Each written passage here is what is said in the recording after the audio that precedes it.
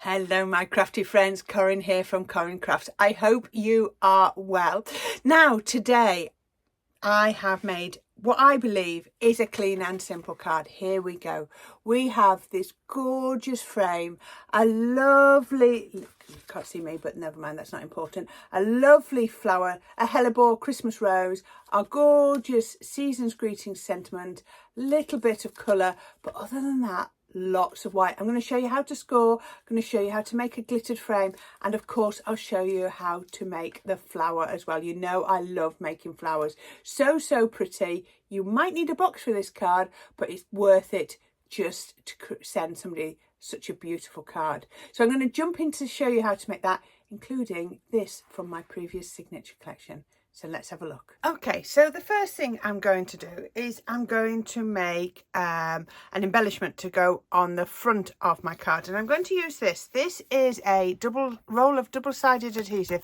I got this from Wild Spider. Now this one is very old. You can see it's slightly tainted in colour, but it's still absolutely perfect for what I wanted to do. It's really long. I think it's about 10 meters long. If I remember rightly from when I used to demonstrate this, it's about the equivalent of 33 A4 sheets. So you've got a lot of double-sided adhesive. There are so many different techniques you can use this for, and the lady that sells it can go through so many of them. But what I'm going to do is I'm going to make an embellishment. Now I'm going to take some white card and I want to make it sticky on one side so that I can put glitter on, and I want to make it sticky on the other side so it's going to be easy to stick down. So I'm going to take a piece of my sticky roll, cut it off. Now what you can actually do is you can actually just fold this in on itself. So I could just literally fold that on itself, but I thought I'd make it a little bit stronger by actually putting some cardstock in the middle. Now I've not gone for a strong cardstock, I've gone for quite a thin-ish, 240 GSM, if you call that not so thick. So I'm going to put it on one side, then I'm going to lift it up, see where I've put it on that side, and then just put it on the other side too. So you can see I've now got sticky roll on both sides. Then I'm going to get a die. Now this is where it gets a little bit exciting. So I've got my dies that I'm going to be using today. This is the die I'm looking at, and this is from my Christmas signature collection. Now obviously I did this when Crate and Craft were around. Crate and Craft aren't around anymore, look. But can I just say, I went to the NEC last week and Carl's Craft stall had about half a dozen of these on his stall. I don't know how much he was selling them for, but it's a fantastic frame set. So you get the frames and then all the little ephemera or extra bits to go with it. So I'm just going to be using this frame from that set. I loved designing those. So I just wanted to show you that. So yeah, these aren't on general sale anymore, but you could be using any frame that you've got. So what I'm going to do is I'm going to pop that on to there. You can see that fits on there, and then I'm going to cut it through my die cut machine, so it'll cut through sticky roll, through the card, and through the sticky roll again. Let me move those out of the way. And I've actually cut one already so that you can see. There we go. Whoops. There we are. I'm throwing those away. And this is how it does it. I wanted to cut it because sometimes it just takes a minute or two to weed these, take all the sticky bits off. So now I've got sticky roll on the back and I've got sticky roll on the front. This is older sticky roll, so some of the backing has come off the back, but it's still all right on the front. But that's just because I've had it for years and years. So I'm going to take the front one off first. So if I can get it off, I'm just... No, it's taking it off the back. Let me see if I can get it off the front. Why is one piece much more sticky than the other? There we go, right. So you might need to take it off in bits like this has come off, because it's obviously a very thin that tissue. If you think of double-sided, like your finger lift tape, tissue tape, whatever you want to call it, that's basically what you've got on here. So I can see, look, it's torn just there. So I can go back in and pull that off, and then I just go round and weed the rest of it off. Just get this off, and then there you go, look, the rest has come off in one piece. Now I did say some of it has come off on the back, but that's not a problem. If I get a bit of glitter on, I'll just have to add a little bit of glue to that bit. So I'm going to stick it in my tray. I'm going to be a bit more organised today. I've got my pot of glitter and I'm just going to sprinkle it all over. Lovely thing about using something like this tray is you put lots on. Did I actually? Yes, I did. And you can see straight away it's no longer sticky because that has covered that completely. And now I've got this gorgeous thing. That to me is easier. There we go. And then I can just pop that. This is just a sticks true tray. It's just for things like this, for glitters and things like that. Works really well. But all I'd say is don't do it like I did and try to heat emboss your embossing in the tray because you'll damage it like I did. There we go. Right, so I've got this. It's sticky on the back, but we aren't ready to put it on our card yet. So we should just put this to one side. It doesn't need to dry. It's dry. It's instant. It's really good. And you can see it's lovely and sparkly. Isn't that gorgeous? Really pretty. Okay, so my card. I've got a piece of card. As you know, I tend to use just under 5 3/4 square because it works really, really well. This one is just under that because I wanted to be able to, I'm sorry, I'm just looking for my scoring tool. There it is. Because I wanted to get a second piece slightly bigger out of the same piece of A4. So I put it into my scoreboard and then you pick a point. I'm doing this on the centimetre side because I like the distance between them. I'm not particularly bothered about centimetres. And I've gone up to the 3 centimetre point and I'm just going to score down one. 1/2 centimetre further on, I'm going to score down the next. 1/2 centimetre again. So this is the back, 1/2 centimetre. And I think 5 works really well. So again, and then a final one at 5. There we go.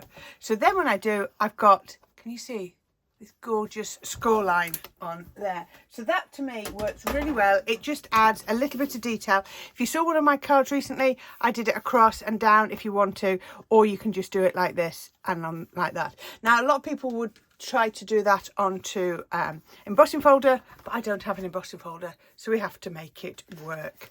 So I'm going to put some glue on that and I'm going to glue that onto some white.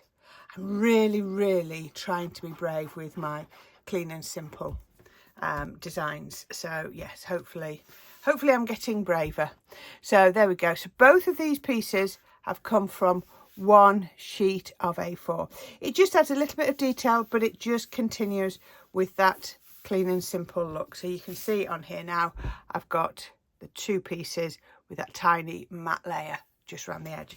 Okay, so then I've got some red glitter card. It's an encapsulated glitter card. I've taken the centre out to use. I actually cut something with it and I'll show you when we get there. And I actually don't think it's right. I've got a couple of options to finish this card off sentiment wise. And I think very often I will do that. I will give myself a couple of options and then at the last minute decide whichever one looks right.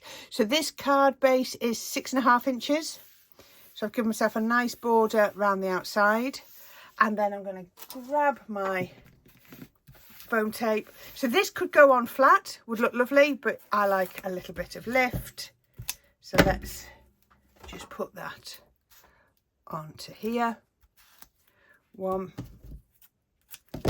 And another one. Fold that in half. And then just for a change, gone diagonally, just because I could. And then take these off. It will stick perfectly to the glitter card. This foam tape works really well over glitter card, especially something like this, which is an encapsulated glitter card. It works really well. Always check you've got the card opening the direction you want. You might want it that way. You might want it that way. You know me, I like my 10-fold cards. That's just a personal preference. Now you'll see this is why I, what we call gutted that card, because the red frame is really slim. And so it just seems such a shame to waste all that gorgeous glitter card behind there. So now we've got this, it's time to bring in my frame. So as I said, some of the backing has already come off.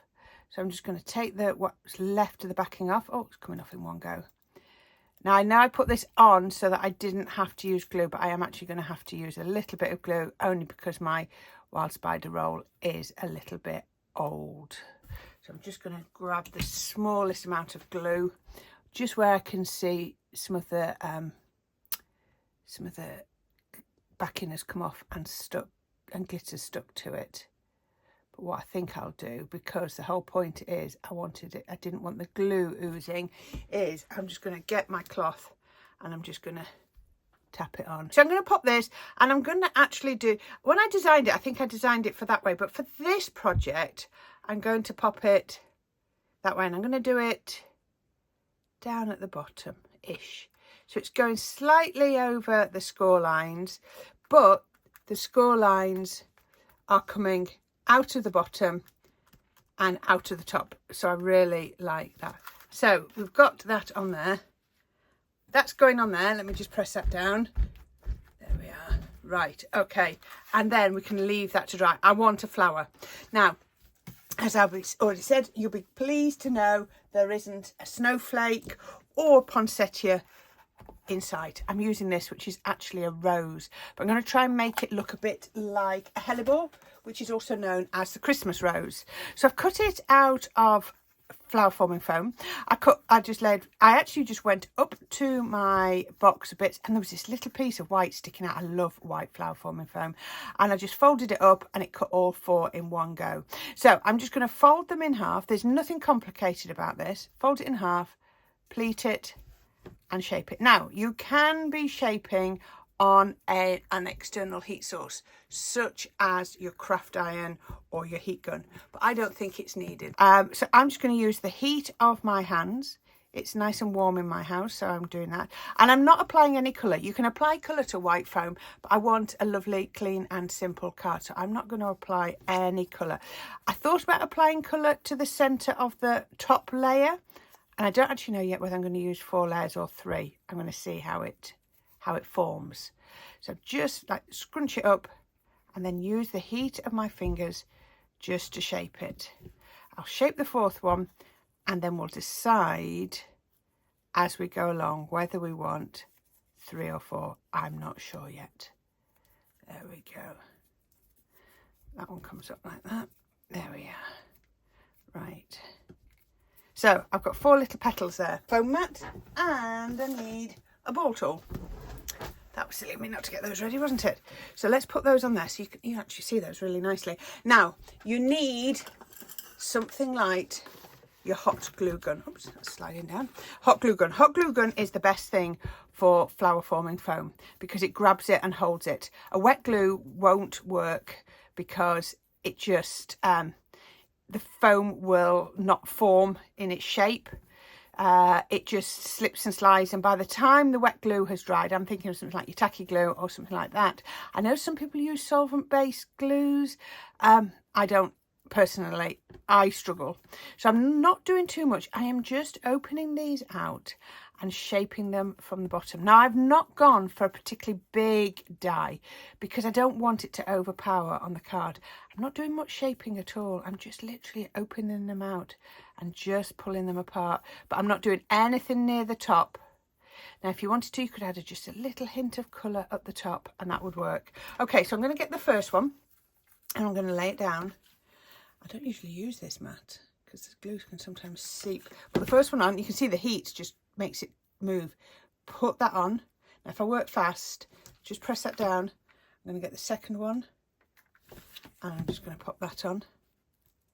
Just there. So I've got 2. I'm going to go for it quick.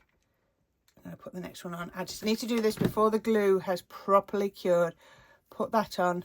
Then I'm going to get my ball tool up, and I'm just going to press, and I'm going to fluff it up just like that. So all the petals are nicely fluffed up just there, just like that.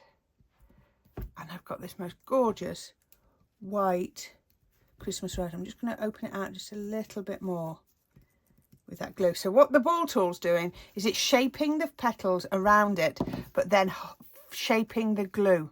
So I have got 1, 2, 3, 4 different centres, and I've got to quite like, I think this one will work. Oh, that feels a bit big. Will that one work? Yep, I'm going to just go with that one. I know it's the simplest one, but I think for the space. So I've got that little hole where the hot glue was.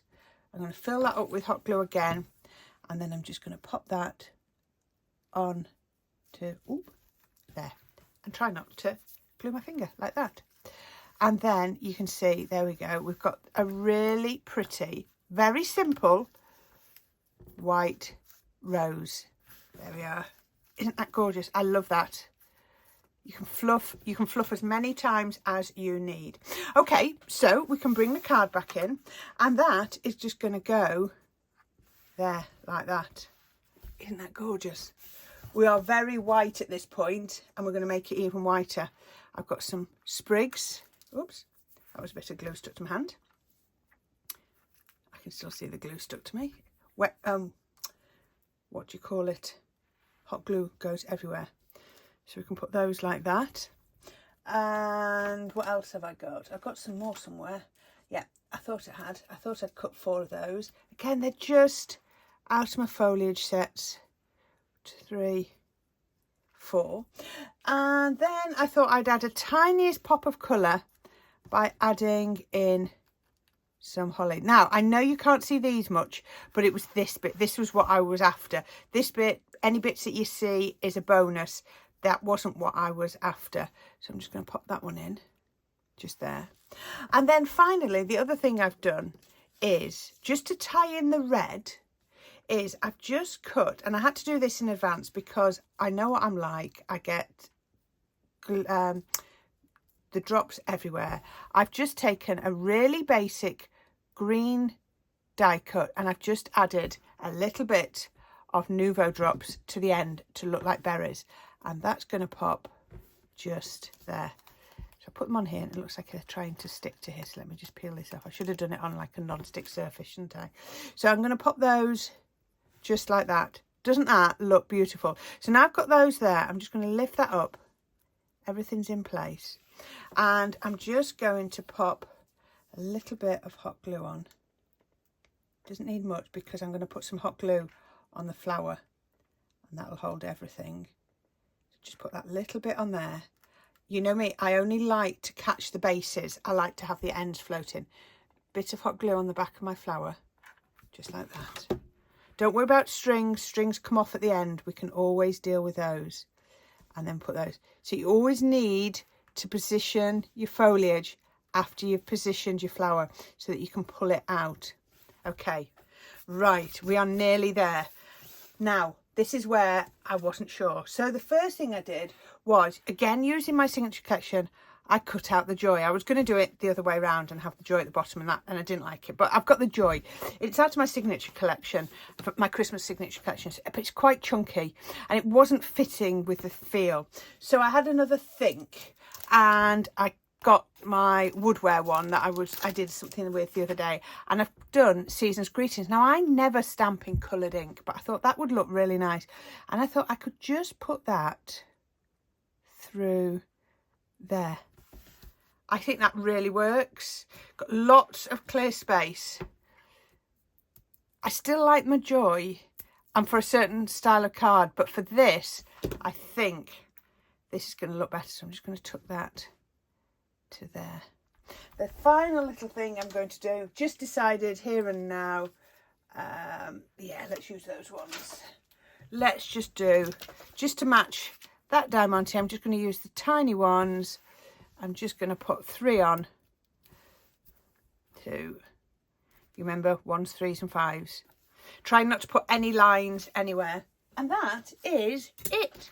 So we have put a frame in that we've glittered.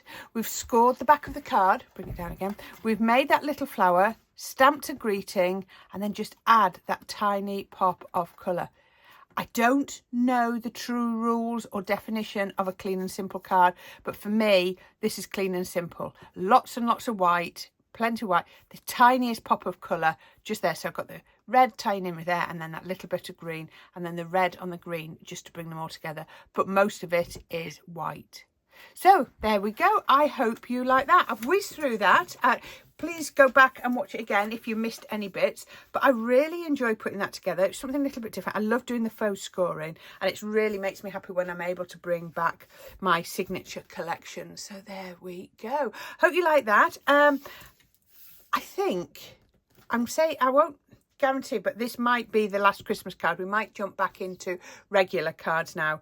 But if you see a Christmas card on for the next video, you know I had another idea, so who knows.